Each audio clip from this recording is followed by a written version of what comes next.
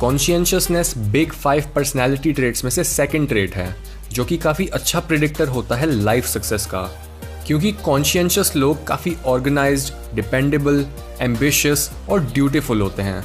और वो पर्सनैलिटीज़ जो कॉन्शियसनेस में हाई स्कोर करती हैं, उन्हें कैरेक्टराइज किया जाता है as workaholics. They don't like wasting time, they do what they promise to do without any excuses. So हम बेसिकली बात कर रहे हैं रिलायबिलिटी की।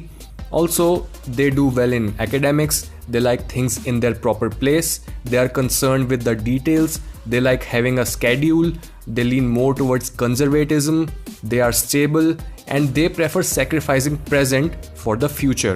Just like all of the other traits, conscientiousness के भी दो सब components हैं, orderliness और industriousness. Keep in mind that एक सब trait में low score करना और दूसरे में high काफ़ी normal है. So एक rough assessment के लिए हमारे पास दोनों traits की कई characteristics हैं. जैसे जो लोग ऑर्डरली होते हैं वो कभी मैस नहीं क्रिएट करते, उन्हें एक स्केड्यूल को फॉलो करना अच्छा लगता है, उन्हें मैसी लोग काफ़ी बॉदर करते हैं, वो अपनी सराउंडिंग्स को ऑर्डरली और क्लीन रखते हैं। और दूसरी तरफ जो लोग इंडस्ट्रियस होते हैं वो काफ़ी हार्ड वर्किंग और रिलायबल होते हैं, वो कभी टाइम को वेस्ट नहीं करते, वो जिस काम को शुरू करते हैं उसे पूरा करते हैं और वो अपनी रिस्पॉन्सिबिलिटीज़ को पोस्टपोन नहीं करते। अगर हम जेंडर डिफरेंसेस की बात करें तो विमेन ज़्यादा ऑर्डरली होती हैं as compared to men, and men ज़्यादा इंडस्ट्रियस होते हैं एज कम्पेयर टू विमेन।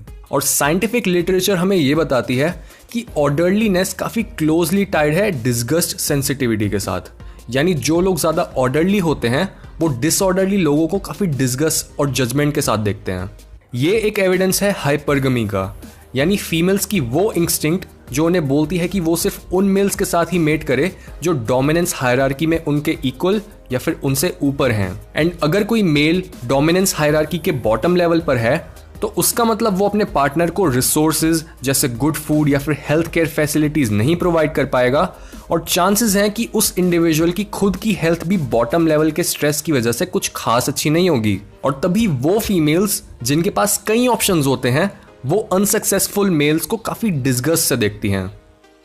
ये रिएक्शन एक हद तक हमें हाई अचीविंग मेल्स में भी देखने को मिलता है, क्योंकि अगर हम उनके फेशियल एक्सप्रेशंस को ऑब्जर्व करें तो जब भी हमें कोई चीज़ डिसगस्टिंग लगती है हम अपनी eyes squint, mouth tightly close और इनहेलेशन रोक देते हैं ताकि हम कोई भी पॉइजनस गैस इनहेल ना करें या फिर कोई भी हार्मफुल चीज़ हमारी बॉडी के अंदर ना चली जाए।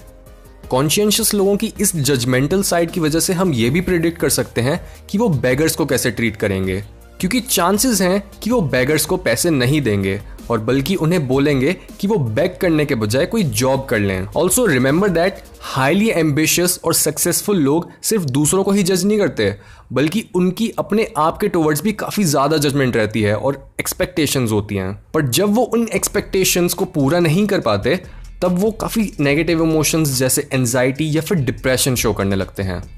सो जैसे ही एक कॉन्शियस इंडिविजुअल को जॉब से फायर कर दिया जाता है या फिर वो किसी वजह से अनस्टेबल हो जाता है, वैसे ही उसका सेल्फ क्रिटिक उसे टॉर्चर करना शुरू कर देता है।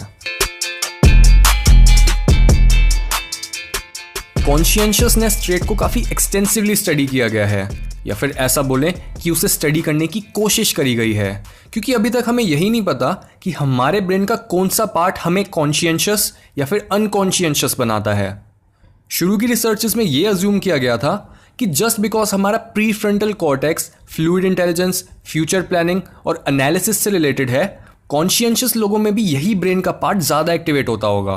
बट जितनी बार भी लोगों की डोर्सोलेटरल कॉग्निटिव एबिलिटी को टेस्ट किया गया उसमें सिर्फ यही पता चला कि कॉन्शियसनेस और फ्लूइड इंटेलिजेंस में कोई रिलेशन नहीं है। और ये इसलिए हो सकता है क्योंकि प्लानिंग काफ़ी अलग होती है एग्जीक्यूशन से। सो जहां एक इंटेलिजेंट इंडिविजुअल अच्छे से प्लान कर सकता है, ये ज़रूरी नहीं कि वो उस प्लान को इम्प्लीमेंट भी अच्छे से कर पाए, बट कॉन्शियस लोग अपनी प्लान्स को इम्प्लीमेंट करने की एबिलिटी की वजह से ही जाने जाते हैं।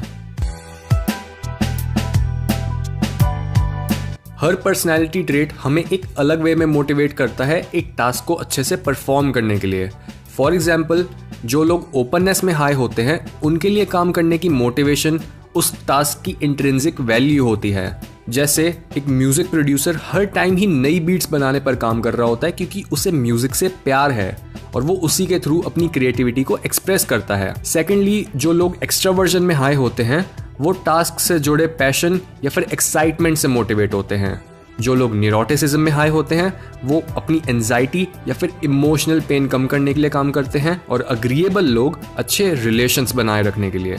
बट कॉन्शियंशियस लोगों को क्या चीज़ मोटिवेट करती है इतना काम करने के लिए और सोशल लैडर क्लाइम करने के लिए, वो अभी भी एक मिस्ट्री है। हमें नहीं पता कि क्या ये बस इन लोगों की एवोल्यूशनरी इंस्टिंक्ट्स हैं जो इन्हें सोशल हायरार्की के बॉटम से दूर जाने को बोलती हैं, या फिर इन्हें कॉन्शियंशियसनेस में एक ट्रांसेंडेंटल वैल्यू दिखती है।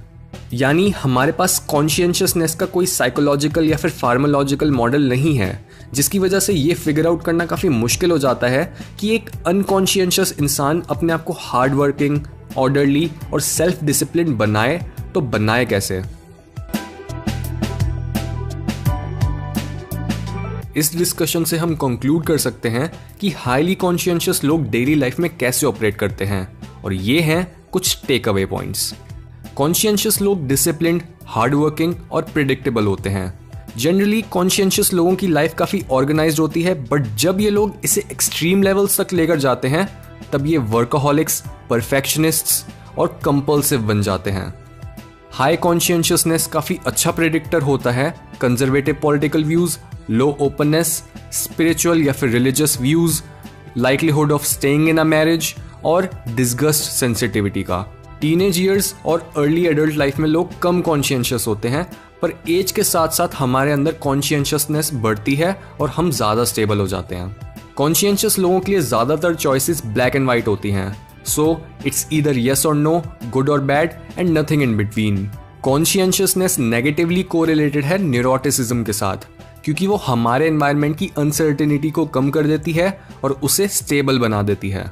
ज़्यादातर कॉन्शियंशियस लोग मैनेजरियल और एडमिनिस्ट्रेटिव जैसे प्रिडिक्टेबल ऑक्यूपेशंस की तरफ लीन करते हैं, और ओपननेस में लो होने की वजह से वो एंटरप्रेन्योरशिप जैसे कॉन्सेप्ट से दूर रहना पसंद करते हैं।